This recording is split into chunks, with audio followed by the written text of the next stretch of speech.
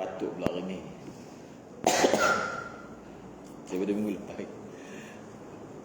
Moga dengan limpah rahim dan kasih sayang daripadanya, jadi kita dapat kumpul pada malam ini.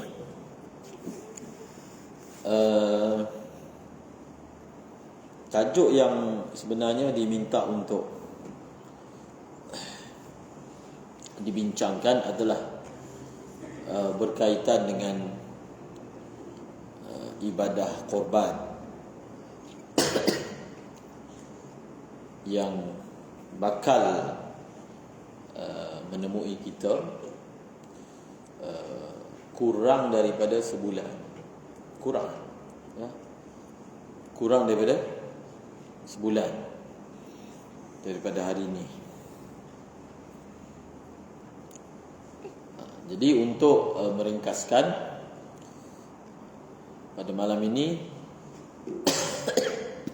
kita akan sebutkan sedikit berkaitan korban, dan sekiranya sesiapa yang mempunyai soalan-soalan yang berkaitan dengannya, maka boleh diutarakan di sini, insya-Allah taala.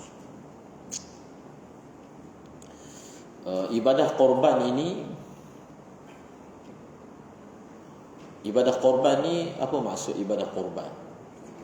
Ibadah korban ni adalah satu bentuk ibadah yang kita menyembelih binatang kerana Allah. Itu maksud ibadah korban. Kita sembelih binatang, kita tumpahkan darah dengan niat untuk menghampirkan diri kepada Allah.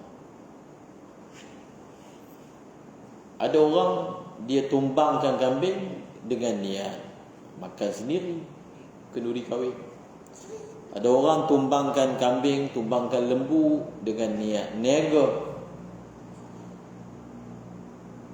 Tetapi ibadah korban adalah suatu keadaan kita tumbangkan lembu, kita tumbangkan kambing, kita sembelih unta, kita hilangkan nyawa dia semata-mata kerana Allah.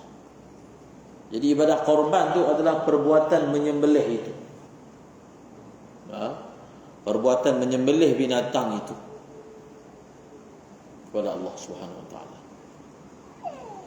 Sebab itu orang-orang musyrikin, mereka juga melakukan ibadah korbankan binatang, ritual. Namun mereka melakukannya untuk selain daripada Allah. Mereka sembelih binatang untuk dipersembahkan kepada Tuhan dia, kepada patung dia, kepada dewa dia. Dalam Quran ada menyebut binatang yang haram dimakan adalah binatang yang ketika disembelih tidak disebut nama Allah, bahkan disebut nama selain Allah. Dia sebut ketika sembelih binatang, seperti orang musyrikin Mekah, sembelih demi Lata dan Uzza, nama bahala dia. Dia persembahkan untuk dia punya kepercayaan dia yang dia menganggapnya sebagai Tuhan.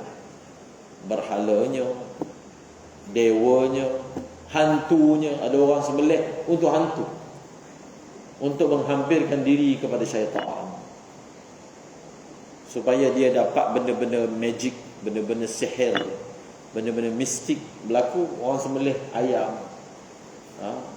untuk dekatkan diri kepada syaitan, untuk dekatkan diri kepada jin, demi mendapat kelebihan-kelebihan yang menurut sangkaan dia jin boleh bagi dan syaitan boleh bagi. Maka ibadah korban ini adalah satu ibadah yang bezanya dengan yang lain adalah kita melakukannya untuk menghampirkan diri kepada Allah. Untuk menghampirkan diri kepada Allah. Sebab itu dalam ibadah korban ini dia ada dua perkara. Pertama, sembelih itu sendiri. Yang kedua, daging itu diagihkan. yang disebut ibadah korban yang sembelih itu. Yang membahagikan daging itu lanjutan ataupun dipanggil amalan bersedekah. Amalan bersedekah. Jadi sebab itu kalau satu orang dia sedekah, dia sembelih lembu dan dia sedekah, dia bagi kepada fakir miskin. Tetapi ketika dia sembelih, kalau dia tak niat korban, tak jadi korban. Tak jadi.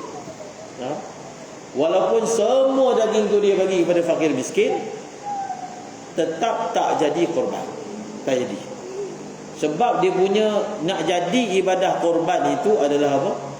Dia perlu niatkan yang sembelih itu sebagai ibadah korban. Sebab itu kita tegaskan, kita ingatkan, sangat penting isu niat ni. Jangan tengok sembelih betul dah potong urat yang kena potong, urat mereh, halqum, selesai. Tak. Itu dipanggil, kalau kita potong urat mereh, kalau kita potong halqum, kita telah menyembelih binatang itu mengikut syarak. Tapi nak jadikan dia korban, kena niat. Kalau betul tempat sembelih kena pada tempatnya, tak ada niat, tak jadi korban. Jadi isu niat ini perlu diamati betul-betul. Selalu kita ingatkan, kena pastikan adakah niat telah berlaku. Bila niat itu berlaku? Bila niat untuk korban tu bila? Waktunya telah disyarahkanlah tahun lepas. Jadi tahun ni, setiap tahun diingatkan supaya dia ambil berat. Dia ada dua. Satu, binatang korban itu peserta yang sembelih sendiri. Contohnya, kita ada kambing, kita sembelih, maka kitalah niat. Yang kedua, dan selalu berlaku, bukan peserta yang sembelih, orang lain yang sembelih, wakil kepada peserta yang sembelih. Maka disitulah persoalannya, ditanyalah bila niat berlaku. Maksudnya bila peserta tu niat. Dan niat ni dalam korban, sama ada peserta yang niat ataupun wakil kepada peserta pun boleh niat. Tak semestinya peserta yang kena niat, wakil dia pun boleh niat. Wakil dia tu maksudnya orang lain lah. Jadi kalau peserta tak niat, wakil peserta niat, kena ingat satu lagi perkara, bilakah peserta itu mewakilkan orang itu untuk niat? Bila? Kita tak boleh niat untuk orang lain, kita tak boleh niat untuk orang lain, melainkan orang itu wakilkan kita, baru jadi. Kita ulang sekali lagi, ibadah korban ni ibadah. Dia bukan cerita potong lembu sahaja. Dia ibadah. Macam kita berdiri sembahyang, dia bukan berdiri, dia ibadah. So bila ibadah, dia kena ada niat. Kalau tak ada niat, berdiri kita tak jadi ibadah, tak jadi sembahyang. Rukuk kita tak jadi sembahyang, walaupun rupa rukuk tu ada, sujud itu ada. Maka begitulah juga ibadah korban. Kalau niat tak ada, yang berlaku sembelih lembu berlaku, yang berlaku sembelih kambing. Korban dengan makna pahala korban itu, kalau nak, maka kena pastikan niat. Niat sama ada kita niat ataupun kita wakilkan orang lain niat, walhasilnya kena berlaku lah. Kena berlaku. Jadi kena cermati bab ini, supaya pastikan korban kita itu menepati syarat. Sebab ada orang dia sembelih niat dia korban, ada orang sembelih niat dia kekah, ada orang sembelih niat dia bayar dam, ada orang sembelih niat dia bayar kafarah, lain-lain. Rupa sama, sembelih juga, tapi yang ni jadi daging dam, bayar dam. Yang ni jadi daging bayar kifarah. Yang ni jadi daging iktikaf. Yang ni jadi daging jadi daging, maksudnya untuk makan. Maka niat itu perlu pastikan berlaku. Okey? Maka ibadah korban ni adalah ibadah yang telah disyariatkan Ibadah korban dengan makna sembelih binatang, sembahkan kepada Allah. Dia adalah ibadah yang telah disyariatkan seawal zaman Nabi Adam AS. Daripada zaman Nabi Adam lagi. Dia bukan syariat baru daripada segi jenisnya, tapi dia adalah syariat khas untuk umat Nabi Muhammad daripada segi waktunya, daripada segi jenis binatangnya, daripada segi niat dan seumpamanya. Seawal zaman Nabi Adam. Maksudnya itu cara manusia persembahkan ketaatan dia, kehambaan dia kepada Allah, iaitu dalam peristiwa Qabil dan juga Habil, yang kita mungkin selalu dengar ayat ini dalam surah Al-Ma'idah juzuk yang ke-6. Allah Ta'ala berfirman, watlu alaihim naba'a bnai Adam bilhaq. Bacakanlah olehmu wahai Muhammad berita tentang dua orang anak Nabi Adam, dan ceritakan betul-betul. Ingatlah ketika mereka berdua mempersembahkan kurban mereka. Kurban dengan makna sesuatu yang dikorbankan untuk Allah. Idh qarraba qurbana. Lalu diterima daripada salah seorang dan tidak diterima daripada seorang yang lain. Diterima daripada Habil dan tidak diterima daripada Qabil. Tak diterima. Kemudian Allah Ta'ala berfirman, ataupun Habil berkata, hanya sahaja Allah terima kurban ni daripada siapa? Daripada orang yang bertakwa. Jadi bila kita buat kurban ni, kita kena sasarkan Allah terima. Allah terima. Dia bukan rutin tahunan. Dia bukan upacara mantai. Mantai kan? Dia panggil apa dekat Negeri Sembilan tu? Upacara sebelih lembu, jual daging. Bukan. Dia ibadah. Dia adalah ibadah. Kan? So bila dia ibadah, dia kena dilihat sebagai ibadah. Satu orang buat benda tu untuk dia dekat diri dengan Allah. Bukan biasa-biasa. Maka dia ada soal diterima dan tidak diterima. Semua ibadah kan macam tu. Kita solat, ada solat orang yang diterima, ada solat tak diterima. Itu semua cerita alam ghaib. Kita puasa, ada puasa yang diterima, ada puasa yang tidak diterima.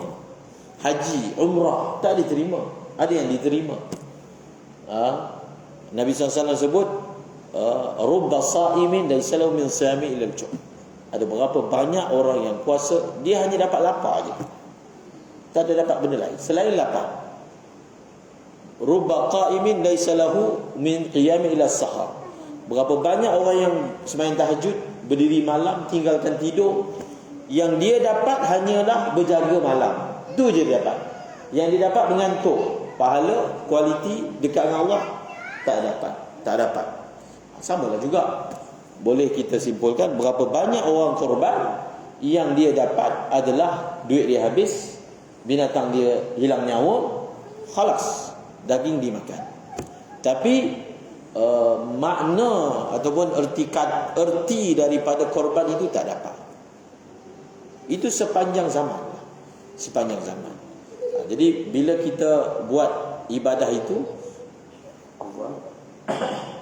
kita sasarkan, ialah kita mestilah nak diterima kan. Kita mestilah nak diterima. Dan soal diterima dan tak diterima ni, itu kan benda ghaib. Jadi macam mana satu orang nak tahulah macam mana nak bagi jadi ibadah dia itu diterima. Basic dia adalah dia buat ikut syariat. Dia buat ikut fiqh. Dengan bahasa mudah. Itu basic. Sebab Nabi dah bagi satu garis panduan syariat. Maksudnya perintah yang zahir. Kalau korban binatang macam ni tak boleh. Binatang macam ni tak boleh. Nabi kata ada binatang yang tak boleh korban. Kita kena jaga benda tu. Kemudian Nabi sebut pula untuk korban ni dia ada waktu dia. Kalau buat tak ikut waktu, dia tak jadi korban, dia jadi daging. Nabi kata dalam hadis tu laham. Dia jadi daging je. Daging sembelah. Kena buat pula ikut waktu. Buat pula ikut waktu yang betul. Kemudian kita pula Nabi ajar kita nak sembelih tu dia ada ikut syariat dia. Potong kat mana? Sembelih ikut syariat. Kemudian binatang itu pula, daging dia pula kita kena bahagi. Dalam Quran sebut fakulu minha wa at'imul qani'a wal mu'tar. Kamu makanlah daripada dagingnya dan kamu berikanlah kepada orang kaya dan orang miskin. Bagi contohnya. Kemudian kita pergi pula soal batin. Soal batin iaitu ikhlaskan diri. Itu je lah kita boleh buat. Kita jaga dia punya syariat zahir dia, dan kita jaga niat kita. Yang lain kita serah kepada Allah. Tapi kena buat lah. Benda yang kita boleh buat, kita kena buat. Kita kena buat. Jadi syariat zahir ni, menjaga syariat zahir itu masih dalam tangan kita. Maksud masih dalam kuasa kita. Kita ada pilihan untuk memastikan kambing yang kita sembelih korban itu cukup syarat. Kita boleh buat kan? So bila kita boleh buat, kita kena buat. Kita ada pilihan untuk memastikan kita sembelih pada waktu yang betul. Seperti mana solat, kalau luar daripada waktu solat itu tak sah. Korban kalau luar daripada waktu pun dia hukumnya tidak sah. Maka Nabi sebut ada 4 jenis binatang yang mana tidak boleh jadi korban. Al-a'war syadidu awaruha, al-a'raj syadidu arajuha. Jadi kita dah selalu muzakarahkan. Jadi orang yang bertanggungjawab daripada kalangan pihak takbir, AJK yang menjadi wakil kepada peserta, dia perlulah pastikan. Dan orang yang menjual. So dalam masalah ni boleh kita katakan ada 3 pihak yang perlu tahu fiqh. Fiqh yang dia perlu tahu fiqh. Pertama pihak peserta, yang kedua pihak AJK, maksudnya wakil yang menguruskan, yang ketiga pihak penjual. Tiga orang ni dia kena tahu fiqh tentang korban. Pihak penjual. Contoh, orang datang ke kandang dia dan orang telah select dan telah akad pun, kita dah bayar. Bayar deposit, tapi kita dah akad lah. Kita kata kita dah select, kita dah pilih lembu ni. So bila customer kita dah pilih lembu tertentu, maknanya akad telah berlaku atas lembu itu. Kita tak boleh pergi hantar lembu lain. Kita tak boleh hantar lembu lain. Nanti orang lain datang, kita jual lagi lembu tu. Sebab lembu tu yang elok, dia punya rupa dia. Tapi bila hantar lembu lain, tak boleh. Tak boleh main helah macam tu. Orang yang berniaga ni, dia kena takut kalau perniagaan dia jenis ibadat. Maksudnya perniagaan dia jenis apa? Orang ni beli lembu bukan dia nak jual. Dia beli lembu bukan dia buat kenduri. Dia beli lembu dia nak ibadah. Jadi siapa-siapa yang dia buat perniagaan yang melibatkan ibadah orang Islam, maka dia kena jaga betul-betul. Jadi orang beli ni yang kata nak telinga macam jangan ada begini, sebab dia penting. Itu memang syarat. Kalau kita setakat nak lembu daging, telinga sopek ni tak jejas apa, orang tak makan telinga pun. Dan akhir sekali dipotong pun. Tapi korbannya bukan macam tu. Telinga rosak sikit pun tak boleh. Bukan. Jadi penjual, kita penjual, dia tak boleh buat lebih kurang. Dia kena ingat dia mempunyai tanggungjawab untuk memastikan ibadah orang Islam itu sah. Maka dia amanah. Maka dia kena belajarlah fiqh korban satu. Dia kena belajar fiqh jual beli. Biar akad tu betul. Yang banyak berlaku yang kes ni lah. Orang pergi pilih lain, dia pergi hantar lain. Dan satu lagi, penjual ni dia perlu amanah. Sebab dia yang bela binatang tu. Dia perlu amanah daripada segi apa? Daripada segi umur binatang itu. Umur. Dia tak boleh menipu umur. Orang akan datang, orang akan tanya, ni umur cukup ke? Begitu kan? Kita adalah tanda-tandanya. Maka dia kata umur cukup. Kita pun percaya. Yalah, kita bergantung kepada apa yang dia cakap. Tapi kalau sebenarnya dia menipu Nabi kata siapa yang menipu, dia bukan daripada umat tu. Kerana nak dapat untung, dia tahu waktu sekarang orang tengah cari lembu, so dia tak boleh tipu umur. Bila orang beli, dia kata saya nak beli lembu korban. Maksudnya bila sebut dia macam tu, automatik kita dah faham umur tertentu. Umur. Maka kena pastikan. Contohnya dia tak ada, semua lembu dia tak cukup umur, dia kata saya tak ada. Dia kena berani cakap. Dia kena berani cakap saya tidak ada lembu seperti yang tuan nak. Daripada segi berniaga rugi, sebab orang tak beli. Tapi segi amanahnya dia berjaya, sebab dia berjaya. Itulah amanah yang dia perlu bertanggungjawab, memastikan bahawasanya yang dia bagi adalah. Jadi dia bila dia tahu umur yang macam mana, sebelum raya korban dia siapkan. Dia beli, dapat kan daripada mana? Myanmar, dapat daripada Thailand, dapatlah daripada mana, supaya nanti bila sampai waktu dia dapat membekalkan korban yang sempurna. Yang sempurna. Dan ialah kita cuba upgrade kita punya korban ni, upgrade. Kita kan dia ada isu afdal, yang mana lebih afdal. Dia kaedah dia, kalau kita sembelih, maksudnya satu binatang tu kita punya saja, maka itu lebih afdal lah daripada satu binatang itu dikongsi. Itu segi afdal bagi siapa yang mampu. Jadi maknanya seekor kambing lebih afdal daripada 1/7 lembu. Segi afdal. Sebab apa? Seekor kambing tu satu nyawa kita punya. Kalau seekor lembu 7 bahagian, ada 7 orang satu nyawa, kongsi satu nyawa. Maka di situlah dia punya afdal dia. Kalau nak afdal lagi, seekor lembu dia seorang je, memanglah dia akan jadi lebih afdal daripada seekor kambing kan, lagi besar. Tak apalah, kalau kita mampu kita lakukan. Dan kita punya upgrade tu maksud dia kita cuba cari, mungkin ada pilihan. Biasanya 750, tapi kita buat satu juga pilihan orang yang mampu, supaya kita cari lembu yang besar. Lembu yang besar, yang mungkin harga dia menyebabkan satu bahagian RM1,000 contoh. Tapi tengok lembu tu kira menyenangkan hati lah, daripada tengok lembu korban ni kesian dia, kurus. Lembu korban kurus. Kita tengok lembu korban kalau di Mesir ke, dia punya badan dia, tubuh dia di Sudan ke besar. Jadi kita jangan kira sangat, ini mahal lah korban ni. Memang maksudnya korban, maksudnya memang korban infak. Memang maksudnya infak. Memang maksudnya berlumba-lumba, kalau boleh lebih saya bagi lebih. Bukan kita cari korban yang paling murah lalu pergilah cari ke luar negara. Luar negara ni kita cerita orang mampu. Orang tak mampu, dia carilah, dia mampu RM400.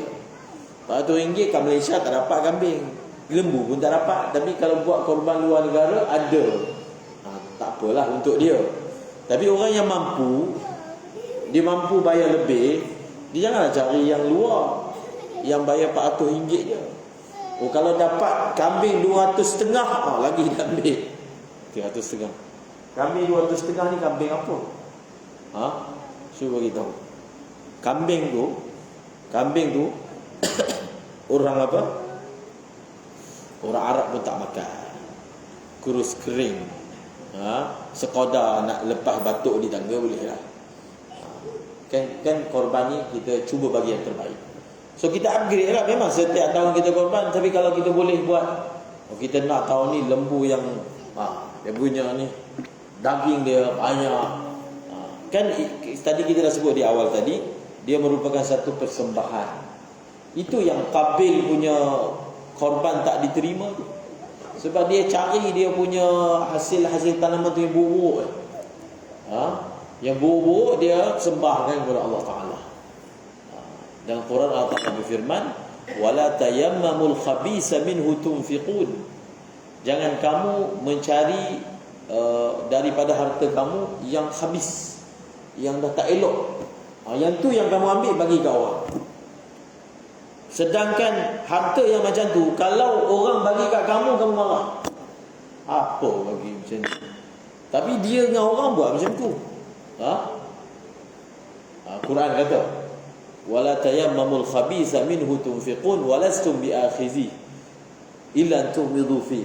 Kamu ni kamu tak akan ambil melainkan kamu pejamkan mata. Begitu tak suka. Jadi jangan buat macam tu. So kita upgrade. Maksudnya kita upgrade. Kita dah biasa buat korban, alhamdulillah. Tapi kalau kita boleh buat yang lebih bagus. Tengok pun, wah, lembu ni tengok pun mengasyikkan, dia punya nampak besar dia dan seumpamanya. So boleh buat. Mungkin kita selalu dengar orang kata orang Bangladesh ni dia suka ambil lembu yang besar. Lembu yang besar, yang menarik. 1,000 satu bahagian boleh ambil.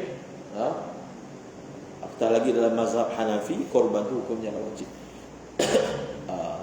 Kalau di luar ni binatang korban ni dihiaskan pula. Dia ada orang hias binatang korban. Nak tunjukkan ni, nak bagi pada maksudnya sembelih untuk Allah Subhanahu wa taala.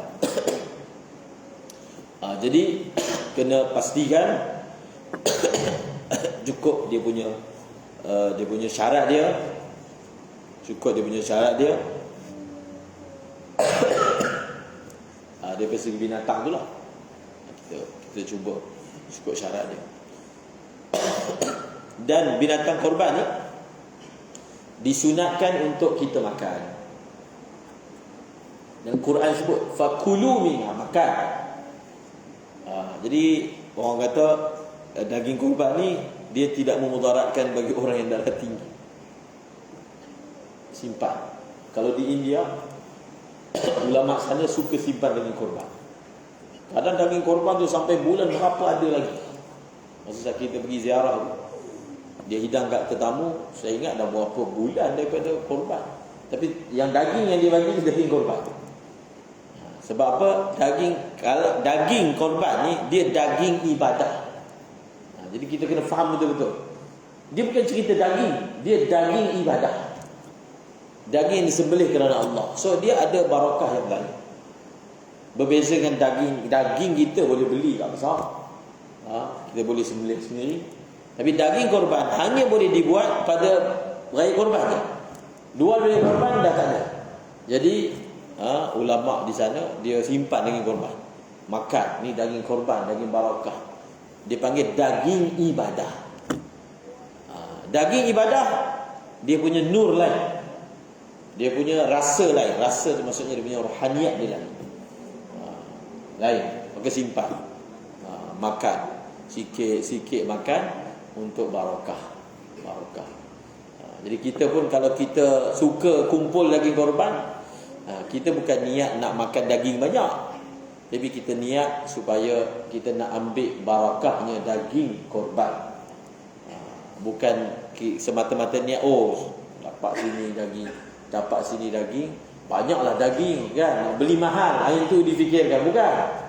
Bukan masalah nanti saya save lah sikit duit daripada beli daging kan. Tak, kita niat supaya kita nak ni barakah daging ni, kita nak makan, kita nak simpan. Dia pada awal masa hijrah ke kota Madinah, Nabi tak bagi simpan daging korban. Nabi tak bagi. 3 hari je boleh simpan. Lebih daripada tu tak boleh. Kemudian hukum itu telah dimansuhkan. Pada peringkat awal tu yang kata tak boleh tu, sebab pada waktu itu rombongan datang banyak ke kota Madinah. Tetamu lah maksudnya. Jadi Nabi arahkan supaya jangan disimpan langsung daging korban, digunakan semua untuk rombongan. Dan hadis sebut min ajli dafa, untuk rombongan yang datang.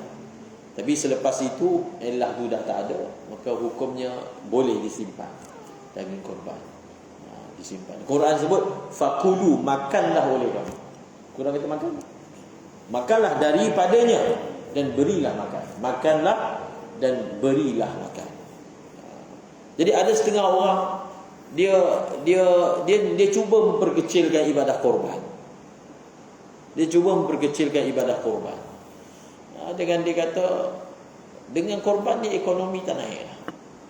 Lebih baik duit korban tu bagi tak fakir miskin. Lebih baik duit yang nak korban tu bagi dekat Palestin ke Gaza. Ini tak betul. Orang miskin ni zaman Nabi ada ke tak ada? Itu tanya soalan. Orang miskin ni sebenarnya zaman Nabi dah ada. Ada ke Nabi kata, kamu tak payahlah korban, bagi kaum miskin je duit ke? Ada?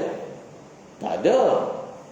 Ini semua ayat-ayat ni sebenarnya cuba untuk menghapuskan syiar Islam. Ibadah korban ni dia syiar. Dia memang disuruh dibuat open, supaya banyak darah ditumpahkan kerana Allah.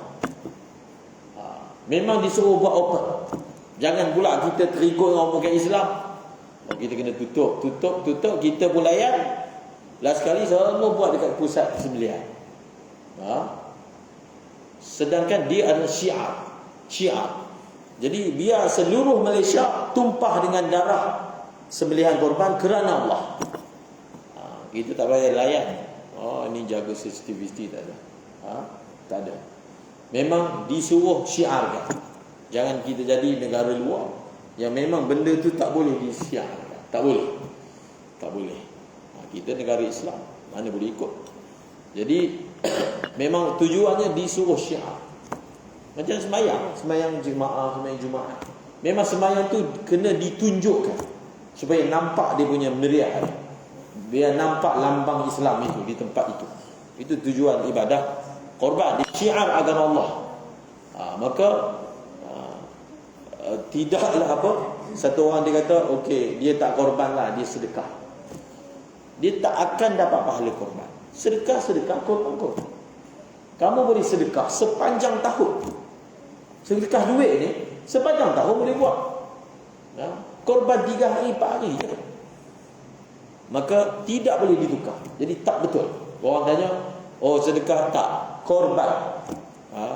Kerana dia adalah ibadah yang hanya boleh dibuat pada hari itu sahaja. 4 hari. Nak sedekah, kita ada 360 hari, tolak 4, baki tu sedekah. Banyak mana ada sedekah bagi. Tapi bila diusik korban tu, maksudnya orang yang bercakap tu dia ada maksud yang tertentu. Ia perkara ini ditegur oleh Syekhul Azhar. Kenapa diusik korban tu? Kenapa tak cakap lebih baik sedekah daripada beli, lebih baik sedekah daripada kamu pergi makan kat restoran? Dia tak usik, dia usik ibadah. Diusik ibadah. Maka sebenarnya orang bercakap dia dari agenda. Ada agenda. Tak terjejas lah orang miskin.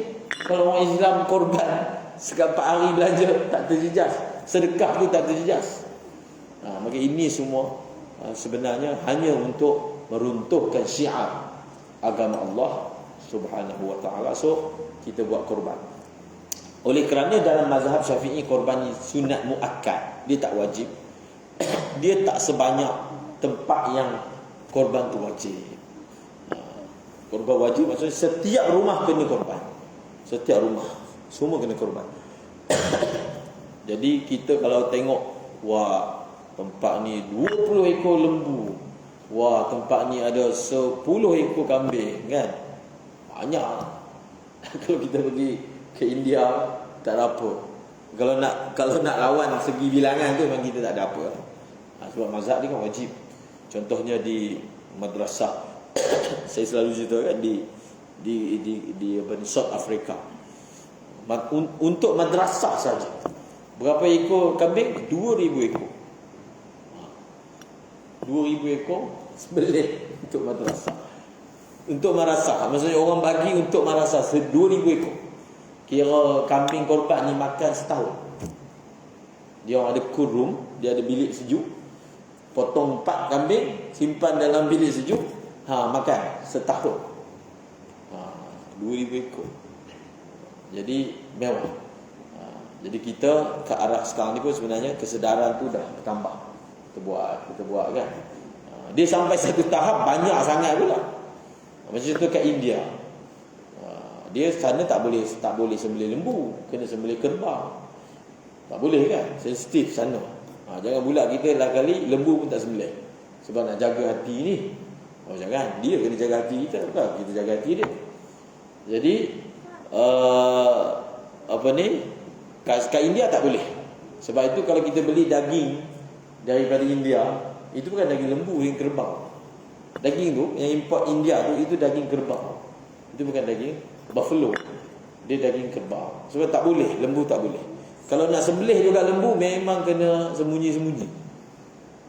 Orang Hindu kan, tak boleh, Tuhan tu. Tapi berlaku keadaan kadang limpahan pula, banyak sangat korban, sampai nak simpan peti tak ada, tanam je daging. Dan nak bagi, semua dah dapat, bagi banyak sangat pun rosak juga. Sebab apa? Sebabnya tak ada peti. Maka ada yang ditanam, sembelih niat tanam, halas. Sebab dia diwajibkan, dia tak ada pilihan. Nak kurangkan korban tak boleh. Sebab dia wajib, kena buat. Sama juga isu ni masuk haji ni. Kita cuba fikir, Malaysia saja bayar dam sebab buat haji tamattu', seorang seekor lah kalau kita ambil kan. Kalau jemaah haji dulu 30,000, majoriti jemaah haji Malaysia buat haji tamattu'. Maksudnya berapa? 25,000 lah contoh, 25,000 kambing. Itu baru Malaysia. Ada ratus-ratus negara datang buat haji. So yang disembelih tu juta kambing. Kita fikir juta tu ada ke orang makan? Dia tak ada. Sebab itu dibahaskan fatwa macam mana nak menguruskan ni dam ni. Daging dam ni nak buat macam mana? Sebab jumlahnya mencetak juta. Macam mana menguruskan? Akhir sekali ditanam ataupun difatwakan supaya daging itu di package, diletak dalam tin dan dihantar ke negara-negara miskin. Tapi asalnya kalau hukum dam ni, daging tu kena sembelih sana, kena makan sana. Dia tak boleh luar. Itu asal. Kena diberi kepada fuqara, orang fakir di kota Mekah. Tapi kalau dah berlaku limpahan banyak sangat, nak buat macam mana? Sebab tu ada fatwa yang mengharuskan supaya dia dihantar luar juga, ekspor, dapat dilaksanakan. Jadi itu sedikit berkaitan dengan korban yang kita boleh kongsi. Kalau ada apa-apa soalan sebelum kita tutup majlis.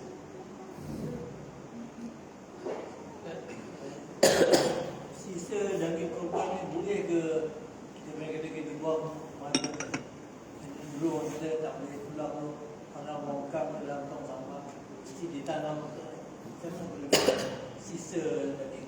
Sisa tulang ke sisa daging? Sisa tulang lah. Ada orang tanya, boleh tak daging korban bagi kat kucing? Ada soalan macam tu. Dia tidak ada larangan untuk kita buang tulang daging korban di dalam tong sampah. Tak ada apa-apa larangan. Cuma ada larangan umum. Ini bukan daging korbannya, ini bukan tulang korbannya, ini umum. Kan Nabi pernah deal dengan jin. Deal tu maksudnya Nabi berjumpa dengan jin. Kita biasa dengar kan masjid jin yang dekat dengan masjid apa? Masjid apa? Masjid Syajarah. Dia ada masjid pokok tu, lepas tu dia ada masjid jin kan kat Mekah. Kenapa dipanggil masjid jin? Ada riwayat menyebut peristiwa Nabi dialog dengan jin tu berlaku kat situ. Jadi Nabi pergi dalam satu peristiwa, Nabi pergi dengan Sayyidina Abdullah bin Mas'ud. Dia dekat Hajun. Nabi buat garisan. Nabi kata, kamu jangan keluar daripada garisan. Kalau kamu keluar, kamu kena colik, kamu hilang. Maka Nabi buat garisan, dia tak melepasi garisan tu. Nabi pergi ada discuss dengan jin. Dan Sayyidina Abdullah bin Mas'ud hanya dengar bunyi je, bunyi orang tengah cakap, tapi tak faham kecakap kan.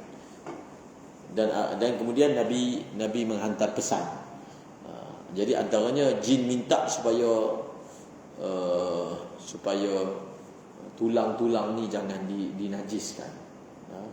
Sebab Nabi sebut tulang ini adalah ta'amu ikhwanikum minal jin. Tulang ni adalah makanan saudara jin kamu. Jadi mereka minta supaya tulang-tulang tu jangan gunakan untuk istinja misalnya. Jadi campur lomokan dengan najis. Jadi untuk kita jaga, kita bola plastik ni betul tak apa. Dan dia tidak ada di suruhan lah untuk ditanam ke, dan seumpamanya tidak ada hukum seperti itu.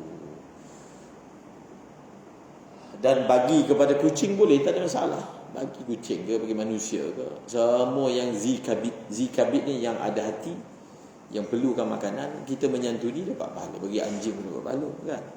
Bagi air pada anjing pun dapat pahala. So kalau memang ada binatang yang makan benda tu, memerlukan, so kita bagi makan, tak ada masalah. Sebab itu semua adalah makhluk yang perlu makan. So menyantuninya dengan makan, tak ada masalah. Cuma daging korban ni tak boleh bagi kepada orang bukan Islam. Itu mazhab Syafi'i yang muktamad, tak boleh. Tak boleh. Jadi benda ni pun macam mana?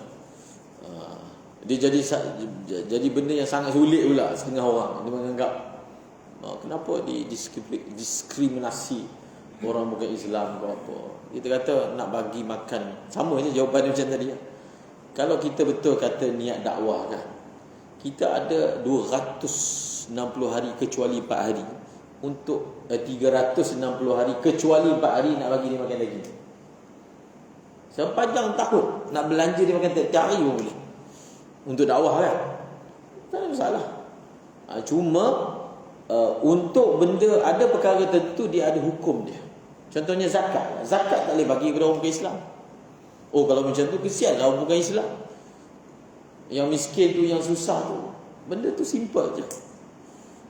Maksudnya harta ni zakat je ke? Tak ada sedekah ke? Tak ada hadiah ke? Ada lain berlambak. Zakat 2.5 je. Zakat ni dia punya nisbah daripada harta kita 2.5 je. 2.5 ni jangan bagi kat orang bukan Islam. Itu baki tu bagi yang baki semua bagi kat dia. Tak ada masalah, boleh. Jadi kenapa yang duk bincang 2.5 ni kenapa tak bagi orang bukan Islam?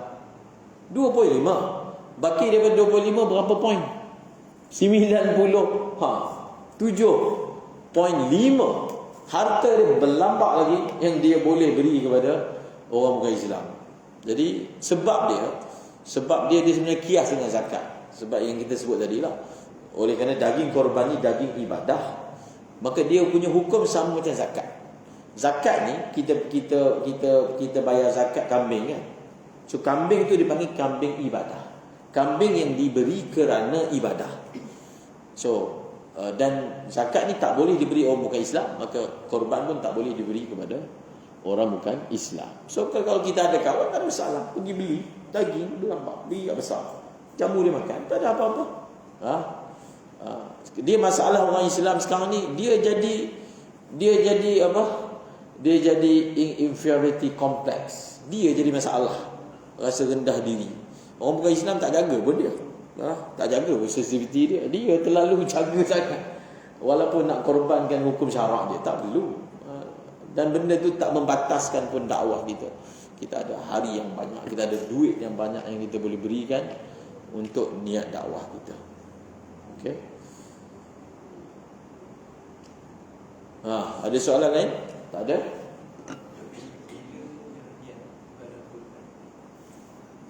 Niat ibadah korban ni dia ada beberapa masa ataupun ketika yang kita boleh buat. Okey. Pertama, kalau orang tu dia memang ada bela lembu, awang lah, lembu dia nama awang, dia punya lembu dia nak korban tahun ni. Jadi ketika dia serahkan lembu tu kepada tukang sembelih ataupun kepada wakil masjid, dia serahkan. Ketika dia serahkan tu, dia niatkan korban, maka memadai. Maksudnya masa serah tu niat, masa sembelih tak ada niat pun tak apa. Ketika serah tu, tapi syaratnya yang serah tu kita lah. Kita memang tuan kepada lembu tu, Semasa kita serah tu, kita niat sebagai korban, maka itu salah satu tempat niat yang sah. Dan kalaulah ketika dia sembelih tak ada niat, sudah memadai. Itu satu contoh. Ataupun dalam kitab dia bagi contoh lagi, ketika dia asingkan, dia ada banyak lembu, dia ada banyak kambing. Kambing yang dia nak korban tu, dia asingkan di satu kandang lain. Dia nak bagi makan banyak sikit, gemuk. Ketika dia asingkan, dia niat yang dia asingkan itu adalah sebagai korban. Itu pun memadai. Antara benda yang disebut dalam kitab, disunatkan menggemukkan binatang korban. Gemukkan. Kalau orang dulu-dulu, kita pun bukan orang dulu pun, boleh tanya orang dulu, binatang korban ni sampai awal kan kat masjid. Jadi seminggu bagi makan, biar dia gemuk sikit. Disunatkan menggemukkan binatang korban. Ada jemaah kan, masa tengok gemuk, lepas nak ambil kurus, muskil pula. Macam mana boleh jadi macam tu? Sepatutnya jaga ladang tu, datang orang korban, dia tak tahulah, masa kita beli tu gemuk, bila datang lepas tu jadi kurus pula. Mungkin Allah alam kenapa jadi macam tu. Dia kata awak dah beli dah lah, alas, saya tak bagi makan lah. Rugi, keluar bayar dedak apa semua kan. Kemudian bila lagi waktu, iaitu ketika sembelih. Okey, kalau kita sembelih, ketika sembelih tu kita niatkan. Sebelum sembelih pun dah boleh. Sebelum sikit sembelih pun boleh niat dah. Dia tak semestinya masa pisau kena baru niat. Sebelum sikit tu kita niat pun sudah memadai. Kemudian kita tak sembelih, orang lain sembelih. Masa dia sembelih tu, kita tengok, kita niat pun boleh juga. Itu pun boleh juga. Ataupun yang sembelih itu, yang merupakan wakil kepada peserta, dia niat. Dia niat. Tapi macam saya sebut tadi lah, kalau dia niat, dia perlu mendapat wakil daripada peserta, supaya niat dia bagi pihak tu adalah sah. Kita tak boleh niat untuk orang lain, melainkan kita diwakilkan. Macam nak faham kan, kita boleh tak niatkan puasa untuk orang lain? Boleh tak? Tak boleh kan? Jadi samalah juga. Sebenarnya yang orang tua-tua buat tu betul lah. Tapi bila yang kemudian dia malas lah baca nama apa semua ni kan. Nama dibaca kan, tukang sembelih kan disebut nama. 1, 2. Jadi tukang sembelih kena dengar tu. Tukang sembelih kena dengar. Okey. Nama 1, 2, 3, 4, 5, 7, supaya apa? Masa dia sembelih, dia niatkan dia sembelih bagi pihak nama-nama yang telah disebutkan tadi. Saya sembelih bagi pihak nama. Itu yang sebut nama tu bukan sebab adat, tak, untuk menjaga syariat. Bahkan yang lebih yang Tok Guru buat dulu, contohnya ada 7 peserta. So bila lembu tu dah sampai, maka 7 tu dipanggil, pegang tali lembu tu. 7 orang tu pegang tali lembu tu dan serahkan kepada Pak Imam. Betul tak? Itu dibuat tu di Kelantan. Sebab apa? Ini bukan seorang punya lembu, 7 orang punya lembu. So nak daripada pemilik tu serah. Jadi kenapa nampak macam renyah tu? Macam saya sebut tadi, dia bukan isu sembelih lembu, dia ibadat. Ibadat macam ibadat kan ada aturan dia. Kalau kita tak ikut aturan ni, tak jadi lah. Itu waktu dia. Okey.